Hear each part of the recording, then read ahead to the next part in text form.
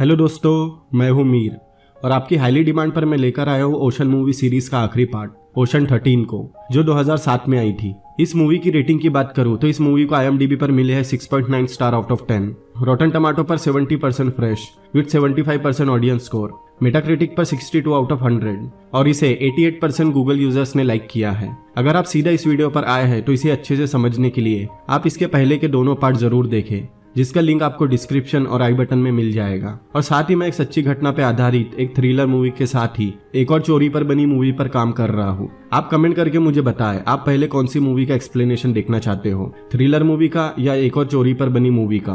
तो आपका ज्यादा टाइम ना वेस्ट करते हुए चलते हैं सीधा मूवी की तरफ।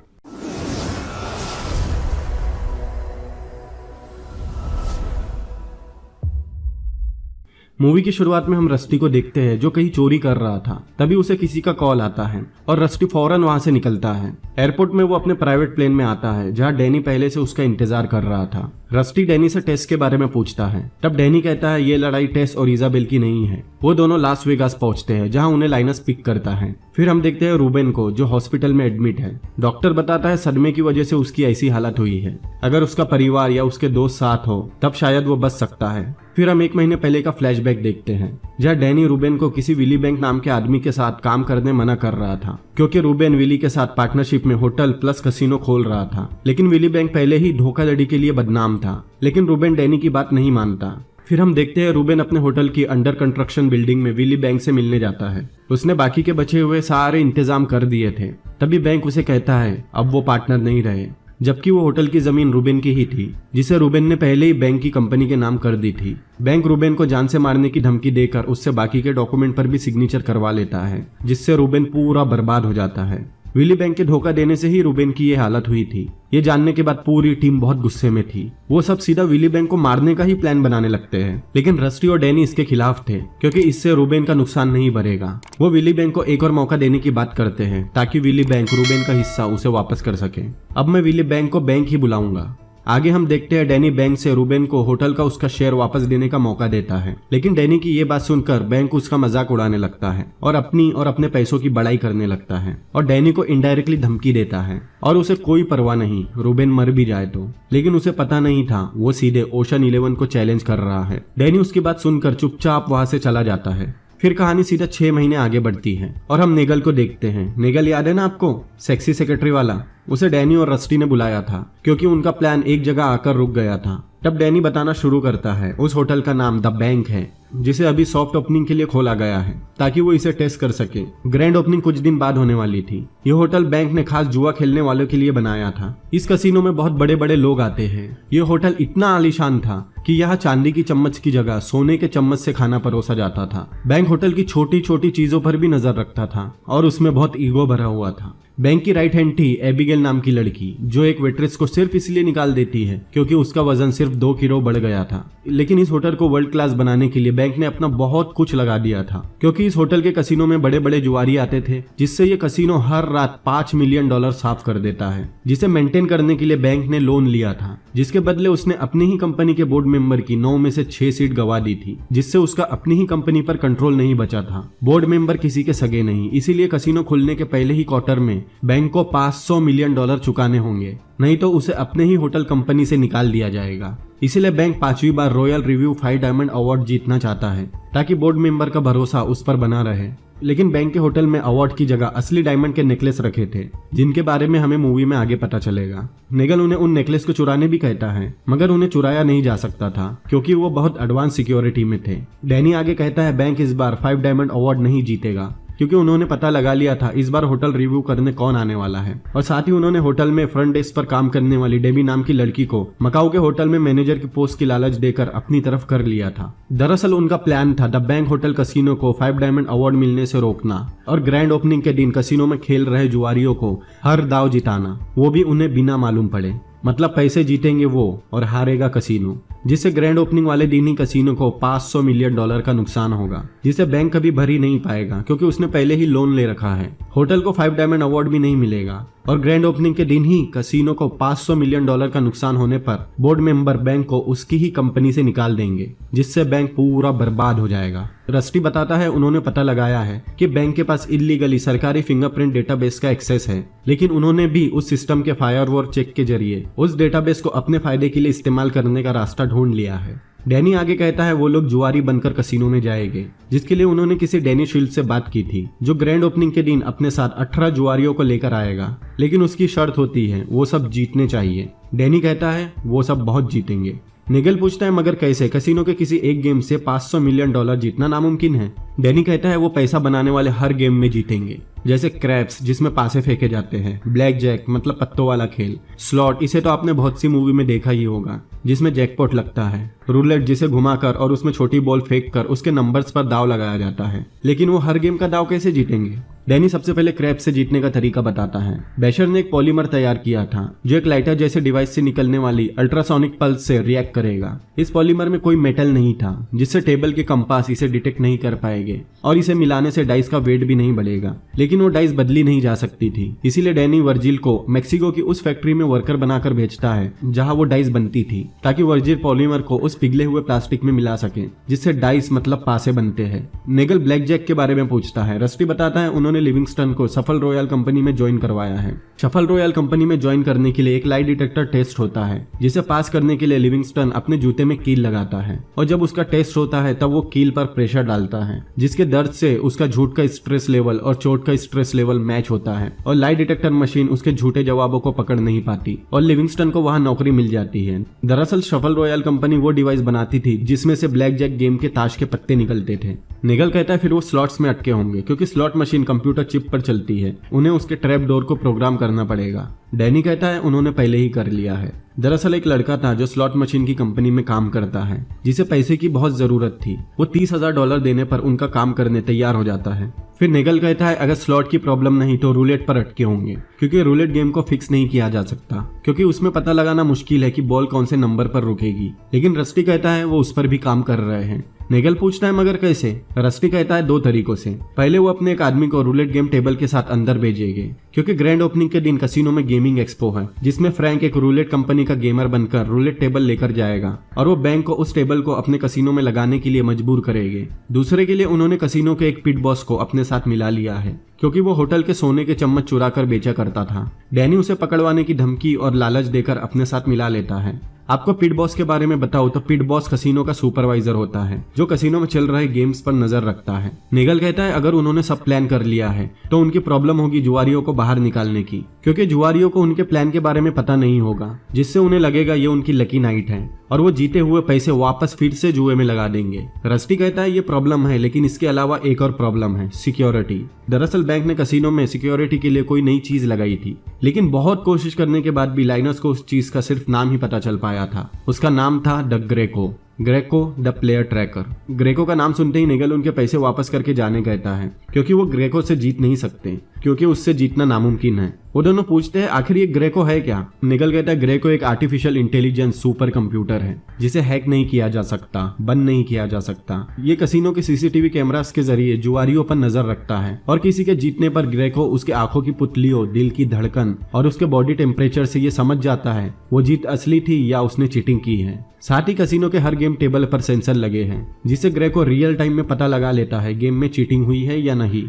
और साथ ही ग्रेको को ऐसे कमरे में रखा जाता है जो शॉक प्रूफ, टेम्परेचर कंट्रोल है। अगर ग्रेको को जरा सा भी लगे उस पर हमला हो रहा है, वो कमरा ऑटोमेटिक लॉक हो जाता है, जिससे वो कभी बाहर नहीं निकल सकते। रस्टी और डैनी कहते हैं ग्रेको को बंद करने का कोई तो रास्ता होगा। निगल कहता है उसे शट डाउन नहीं किया जा सकता। ग्रेको तभी बंद होता है जब कोई प्राकृतिक आपदा आए, जैसे भूकंप या बाढ़, और उसके आसपास मैग्नेट्रॉन नाम की चीज हो। मैग्नेट्रॉन, आप ये लाइन याद रखिएगा। डैनी पूछता है अगर वो उसे बंद करने में कामयाब हुए तो उसे रिबूट होने में कितना समय लगेगा? निगल कहता है ज्यादा से ज्यादा 3.5 मिनट। डैनी कहता है इतना समय काफी होगा। फिर नेगल उन्हें प्लान बताता है। उन्हें होटल के नीचे की गडर तक ड्रिल करनी होगी और उस बड़ी ड्रिल मशीन को होटल गडर के नाली के कोने तक लाना होगा। जब वो गडर की दीवार से लगाकर ड्रिल घुमाएंगे तब बिल्डिंग वाइब्रेट होगी, जिससे ग्रेको को लगेगा भूकंप आया है, जिससे ग्रेको बंद हो जाएगा और रिबूट होकर 3.5 मिनट में वापस शुरू होगा। आप लोग बहुत कंफ्यूज होंगे, लेकिन सब्र रखिए, आपको मूवी में आगे सब समझ में आ जाएगा। हम देखते हुए एक बिल्डिंग किराए पर लेकर एक बहुत बड़ी ड्रिल मंगवाते हैं और बेशर ड्रिल करना शुरू करता है। बेशर लाइनस को एक लेटर देता है रूबेन को देने के लिए। वही दूसरी तरफ रस्टी साइंटिस्ट बनकर बैंक के पास जाता है, जिसे डैनी खुफिया कैमरे से रूबेन को दिखा रहा था। रस्टी बैंक को दिखाता है कि एक भूकंप आने वाला है और उनका होटल भूकंप की शॉक वेव के बीच में है। रस्टी उनका होटल बंद करने कहता है, मगर जाहिर सी बात है बैंक नहीं मानता। तब रस्टी उसे एक डिवाइस देता है, जिससे भूकंप आने पर उन्हें होटल खाली करने का थोड़ा समय मिल सकता है। बैंक उस डिवाइस को लेने से मना करता है, मगर रस्टी के जोर देने पर बैंक उसे अपनी चेयर के पीछे रखवा देता है, इस बात से अनजान के उसमें कैमरा है। हम रस्टी और डैनी को हाउसकीपिंग के कपड़ों में देखते हैं। तभी रस्टी को डेबी का कॉल आता है, जो होटल के फ्रंट डेस्क पर काम करती है। उसके कुछ बताते ही वो दोनों होटल के रूम नंबर 1706 में जाते हैं और वह कुछ केमिकल के साथ कुछ छेड़छाड़ करते हैं। वही रिसेप्शन पर एबिगेल नजर रख रही थी। तभी लाइन में खड़ा एक आदमी अपनी फाइल नीचे गिराता है, जिसे देखकर एबिगेल खुश हो जाती है। वो फाइल 5 डायमंड अवार्ड ऑर्गेनाइजेशन की फाइल थी। एबिगेल बैंक को बुलाती है और उसके कहने पर एबिगेल उस आदमी के पास जाती है, जो कि सॉल था, और उसे वीआईपी ट्रीटमेंट देने लगती है। सॉल के हाथ में एक पेट बैग था, जिसमें से कुत्ते की भौंकने की आवाज आती है, जिसे सॉल किसी को उठाने नहीं देता। वही हम एक और आदमी को देखते हैं, जिसकी फोटो डेबी के पास थी। जब वो रिसेप्शन पर चेक इन करने आता है, डेबी उसे कमरा नंबर 1706 देती है, जिसमें थोड़ी देर पहले डैनी और रस्टी कुछ गड़बड़ करके गए थे। आपको समझ नहीं आया तो मैं आपको समझाता हूँ। दरअसल बैंक और एबिगेल सॉल को वो आदमी समझ रहे थे जो 5 डायमंड अवार्ड के लिए उनका होटल रिव्यू करने आया है, लेकिन वो आदमी वही था जिसे डेबी ने कमरा नंबर 1706 दिया था। थोड़ी देर बाद सॉल को डैनी का कॉल आता है। दरअसल सॉल ने जानबूझकर कमरा नंबर 1705 लिया था। सॉल अपने पेट बैग से केमिकल निकालता है, फिर वेंटिलेटर के पास ले जाकर उसमें कुछ मिलाता है, जिससे निकलने वाला धुआं उस आदमी के रूम में जाता है, जिससे उसे बहुत गंदी बदबू आती है। वो रूम चेंज करने रिसेप्शन पर कॉल करता है, लेकिन उसका फोन डेबी उठाती है और होटल पूरा बुक्ड होने का बहाना बनाकर कॉल रख देती है। जब वो बदबू से बचने बाहर आता है, तब सॉल को वीआईपी ट्रीटमेंट मिल रहा था। सॉल की बातों से उसे पता लगता है होटल के बहुत से रूम अभी भी खाली है और उसे जानबूझकर रूम नहीं दिया गया। फिर वो आदमी होटल के रेस्टोरेंट में जाकर टेबल मांगता है, लेकिन रेस्टोरेंट का रिसेप्शनिस्ट कहता है वहाँ के पूरे टेबल बुक्ड है और उसे दूसरे रेस्टोरेंट में जाने कहता है। उसके जाते ही रस्टी आकर उस रिसेप्शनिस्ट के जेब में पैसे रखता है। वो आदमी वहां से निकलकर दूसरे रेस्टोरेंट में जाता है और खाना ऑर्डर करता है, लेकिन उसका ऑर्डर लेता है टर्क। टर्क उसके खाने में कुछ मिला देता है और वो उस खाने को खा भी लेता है। फिर हम होटल में देखते हैं डैनी के पुराने दोस्त नाइट फॉक्स को, जिसने उन पर नजर रखी हुई थी। वही वो आदमी अपने कमरे में आता है, जिसे वो खाना खाने से उल्टी आ जाती है। वो बाथरूम से निकलकर अपनी फाइल में वो रेस्टोरेंट के खाने और होटल स्टाफ को बहुत खराब रेटिंग देता है। फिर एक गॉगल निकालकर कमरे की सफाई चेक करता है। तब उसे बिस्तर पर कीड़े दिखाई देते हैं और वो सीधा नहाने भागता है। वही डॉक्टर और रस्टी डैनी को बताते हैं रूबिन की हालत में कोई सुधार नहीं है। उसके जाते ही लाइनस उन्हें एक और बुरी खबर सुनाता है कि मेक्सिको की डाइस की फैक्ट्री में हड़ताल हो गई है और उसका काम बंद हो गया है, और तो और वर्जिल भी उस हड़ताल में शामिल था। फिर वो सब टर्क को मेक्सिको जाकर सब ठीक करने कहते हैं, क्योंकि अगर डाइस सही समय पर कसिनो में नहीं आई तो उनका प्लान यही खत्म हो जाएगा। तभी रस्टी को बेशर कॉल करता है। बेशर उन्हें एक और बुरी खबर देता है कि उनकी ड्रिल सामने से टूट गई है और उन्हें नई ड्रिल चाहिए। अब सब परेशान हो जाते हैं क्योंकि उन्हें दूसरी ड्रिल खरीदनी होगी, लेकिन उन सभी के पैसे खत्म हो चुके थे। उनके पास $10 मिलियन ही बचे थे और दूसरी ड्रिल $36 मिलियन की थी। तभी डॉक्टर आकर बताता है रूबेन को होश आ गया है। डैनी और रस्टी उससे मिलने जाते हैं। थोड़ी देर बाद वह लाइनस आकर उन्हें बाहर ले जाता है और उन्हें पैसे जुटाने का एक आइडिया बताता है, जो डैनी को बिल्कुल पसंद नहीं आता। लेकिन लाइनस कहता है उनके पास इसके सिवा कोई दूसरा रास्ता नहीं। तो वो आइडिया क्या था? वो आइडिया था टेरी को अपने प्लान में पार्टनर बनाने का। टेरी उनके प्लान में इन्वेस्टमेंट करने 3 शर्त रखता है।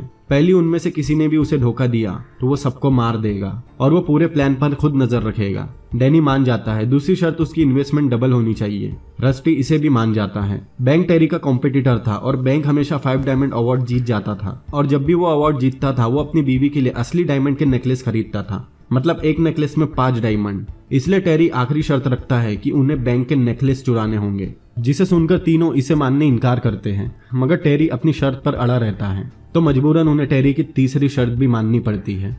फिर वो सब नेकलेस चुराने के प्लान पर डिस्कस करते हैं। बैंक ने पहले ही 5वां नेकलेस खरीद लिया था, ये सोचकर कि वो 5वीं बार भी अवार्ड जीतेगा, जिनकी कीमत अभी $250 मिलियन है। वो होटल के टॉप फ्लोर में एक मोटे कांच के बूथ में रखा है जो फ्लोर और छत से जुड़ा है, और वो कमरा सिक्योरिटी कोड से खुलता है। उस कमरे का फ्लोर 5 इंच स्टील से बना है। उन लोगों ने अगर दरवाजा जबरदस्ती खोलने की कोशिश की या कांच के बूथ को खोलने की कोशिश की तो सायरन बज जाएंगे और वो कमरा ऑटोमेटिक लॉक हो जाएगा। रस्टी के पास होटल के ब्लूप्रिंट थे जिससे वो उस कमरे के नीचे के वेंटिलेटर शाफ्ट का पता लगाते हैं। अगले सीन में हम देखते येन वीवीआईपी गेस्ट और रस्टी नकली नाक लगाकर येन का मैनेजर बनकर आता है, जिन्हें एबिगेल खुद पिकअप करने आती है क्योंकि उन्होंने चेक इन के पहले ही उनके होटल में $10 मिलियन का डिपॉजिट करवाया था और एबिगेल ने उनके लिए होटल का सबसे बड़ा एशियन विला बुक करवाया था। होटल आने पर एबिगेल रस्टी और येन का पता लगाने FBI को कॉल करती है क्योंकि उसने उनका नाम पहले कभी नहीं सुना था। फिर डैनी और रस्टी येन के रूम में आते हैं। फिर येन वेंटिलेटर शाफ्ट में जाता है और लिफ्ट से बचते हुए एक जगह पहुंचकर वहां एक डिवाइस लगाता है।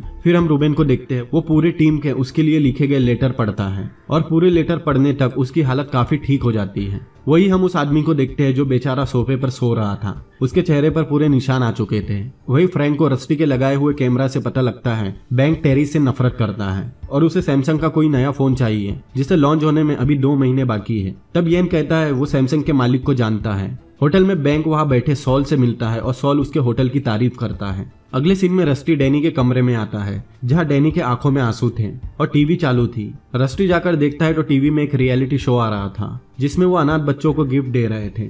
बच्चों की खुशी देखकर रस्टी के भी आंखों में आंसू आ जाते हैं। फिर एक मॉल में लाइनस रस्टी और डैनी से मिलने आता है जहां उन लोगों पर नाइट फॉक्स ने नजर रखी हुई थी। तब डैनी टर्क को कॉल करके मेक्सिको की फैक्ट्री के बारे में पूछता है जहां टर्क भी उनके प्रोटेस्ट में शामिल हो गया था। अगले सीन में होटल के टॉप फ्लोर के सीसीटीवी कैमरास पर नजर रखने वाले गार्ड को डैनी कॉल करके बोलता है कि उसके बेटे का स्कूल में झगड़ा हुआ है। तब वो अपने सामने से गुजर रहे गार्ड को अपनी जगह बैठाकर वहां से निकलता है। वो गार्ड रस्टी था। रस्टी वहां के सीसीटीवी कैमरास बंद कर देता है और सामने से डैनी, फ्रैंक और लाइनस बैग लेकर निकलते हैं। वो तीनों डक के जरिए डायमंड के कमरे के नीचे पहुंचते हैं और वह रस्टी छत पर हेलीपैड पर जाता है और उसके चारों तरफ कुछ वायर्स लगाता है और फिर हुक लगाता है। डैनी पर टेरी ने कैमरास से नजर रखी हुई थी। वहां उन्हें मालूम पड़ता है उस फ्लोर को काटना नामुमकिन है। फिर वो सब टेरी से मिलने जाते हैं और उसे बताते हैं नेकलेस चोरी करना बहुत मुश्किल है, मगर टेरी नहीं मानता। उसे चोरी करने उन्हें कमरे में जाकर असली नेकलेस को नकली नेकलेस से बदलना होगा, लेकिन सिक्योरिटी कोड बैंक और एबिगेल के पास है। एबिगेल का नाम सुनते ही लाइनस कहता है वो ये काम कर लेगा क्योंकि उसने एबिगेल को पटा लिया है। लाइनस बहुत जोर देता है ये काम करने के लिए, इसीलिए ये काम डैनी लाइनस को करने देता है। रस्टी मेक्सिको की फैक्ट्री की प्रॉब्लम बताता है कि वहां के मजदूर पिछली तनख्वाह कम मिलने को लेकर स्ट्राइक पर है, जो कि 200 वर्कर को मिलाकर सिर्फ $36,000 ही थी। फिर वो पैसे मेक्सिको भिजवाते हैं और फैक्ट्री का काम फिर से शुरू होता है जहाँ टर्क और वर्जिल पिघले हुए प्लास्टिक में पॉलीमर मिलाते हैं। फिर उससे बने हुए डाइस पैक होते हैं। फिर टर्क और वर्जिल उन्हें लेकर निकलते हैं। फिर ग्रैंड ओपनिंग की सुबह होती है और कसिनो में गेमिंग एक्सपो लगता है जहाँ फ्रैंक कुछ मॉडल्स के साथ अपनी कंपनी का रूलेट गेम टेबल लेकर आता है। Dam, she is hot man. फिर वह बैंक को अपने टेबल को कसिनो में लगाने के लिए कन्विंस करने की कोशिश करता है, मगर बैंक उसके टेबल में कुछ इंटरेस्ट नहीं दिखाता।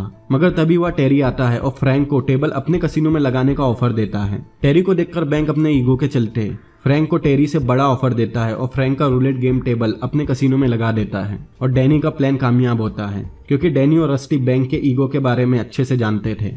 थोड़ी देर बाद बैंक कुछ लोगों से बात कर रहा था जो ग्रैंड ओपनिंग के समय बाइक स्टंट करने वाले थे। थोड़ी देर बाद डेबी एबिगेल को एक पार्सल लाकर देती है जिसमें सैमसंग का वही फोन था जो बैंक को चाहिए था, जिसे लॉन्च होने में 2 महीने बाकी थे। उसे देखकर एबिगेल बहुत खुश होती है और उसे बैंक के टेबल पर रखवाती है, जिसे देखकर बैंक भी बहुत खुश होता है।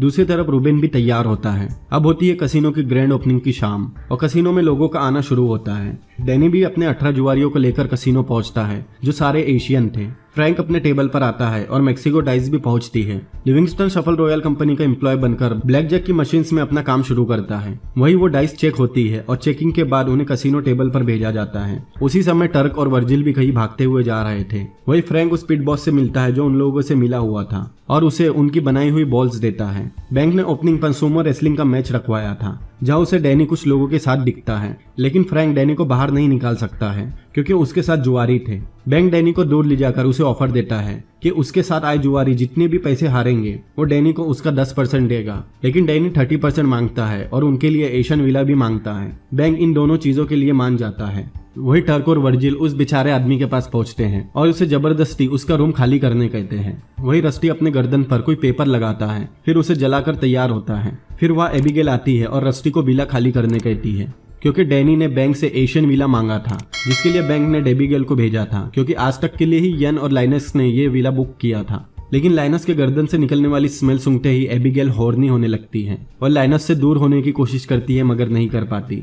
वही टर्क और वर्जिल केबल रूम में जाकर वहाँ कोई डिवाइस लगाते हैं और वहां से भागते हैं और ड्रिल और बेशर के पास आते हैं। बेशर उन दोनों को वहां का काम देकर निकलता है। कैसीनो में लिविंगस्टन ब्लैक जैक की मशीन में अपना काम कर रहा था। तभी वह कुछ लोग आते हैं जिन्हें डैनी देख लेता है और वो सबको सावधान रहने कहता है क्योंकि वो सब FBI एजेंट थे। तभी फ्रैंक लिविंगस्टन को इशारा करता है क्योंकि उसके पीछे FBI एजेंट आ गए थे और वो उसे पहचान लेते हैं और उसे गिरफ्तार कर लेते हैं। तभी वह बैंक आता है। ऑफिसर उसे बताता है ये चोर है और इसने अपनी कंपनी में नकली डॉक्यूमेंट देकर नौकरी हासिल की है। बैंक अपने मैनेजर से पूछता है अब तक इसने कितनी मशीन को छुआ है। उसके मैनेजर को मशीन की गिनती का अंदाजा नहीं था। बैंक सारी ब्लैक जैक मशीन बदलने कहता है लेकिन वो ऑफिसर कहता है कंपनी सारी नई मशीन भेज रही है और वो लिविंगस्टन को वहां से ले जाते हैं और हथकड़ी लगाकर कार में रखते हैं। बैंक का मैनेजर बताता है उसके फिंगरप्रिंट बाकी के मशीन पर भी है। बैंक फिंगरप्रिंट से लिविंगस्टन के बाकी साथियों का पता लगाने कहता है क्योंकि आपको याद होगा बैंक के पास सरकारी फिंगरप्रिंट डेटाबेस का एक्सेस है। बेशर ये बात सबको बताता है क्योंकि ये उनके प्लान में नहीं था। तब वहां के बाइक स्टंट को देखकर बेशर को एक आइडिया आता है लेकिन डेटाबेस को हैक करने वाला मतलब लिविंगस्टन को FBI ने पकड़ रखा था। तब वर्जिल कहता है वो डेटाबेस को हैक कर सकता है। डैनी उसे ही ये काम करने कहता है। वही कंपनी दूसरी ब्लैक जैक मशीन भिजवाती है और उन मशीन को लेकर आता है निगल। मतलब लिविंगस्टन को पकड़वाना उनके प्लान का हिस्सा था। लेकिन क्या लिविंगस्टन को सच में FBI ने पकड़ लिया था? Let's see. थोड़ी देर बाद रस्टी रूबेन को वहां लेकर आता है और सब रूबेन का वेलकम करते हैं। फिर रूबेन जुआ खेलने जाता है। वही दूसरी तरफ बैंक का मैनेजर लिविंगस्टन के फिंगरप्रिंट स्कैन कर रहा था। वही वर्जिल अपना लैपटॉप लेकर तैयार था और टर्क रिमोट से केबल यूनिट में ब्लास्ट करता है जिससे पूरे स्लॉट मशीन बंद हो जाती है। वही दूसरी तरफ एबिगेल आउट ऑफ कंट्रोल हो रही थी। तब उसे रस्टी कहीं और चलने कहता है क्योंकि ये उसके मालिक का रूम था। तब एबिगेल उसे नेकलेस वाले रूम में लेकर आती है क्योंकि होटल के सारे रूम फुल थे। रूम में आते ही लाइनस उन नेकलेस बूथ के चारों तरफ चुपके से कुछ लगाने लगता है। एबिगेल वहां के CCTV कैमरास बंद कर देती है। तब उसे बैंक का कॉल आता है लेकिन लाइनस उसका फोन अपने पास रख लेता है। उनकी बातें सुनकर टेरी एंजॉय कर रहा था।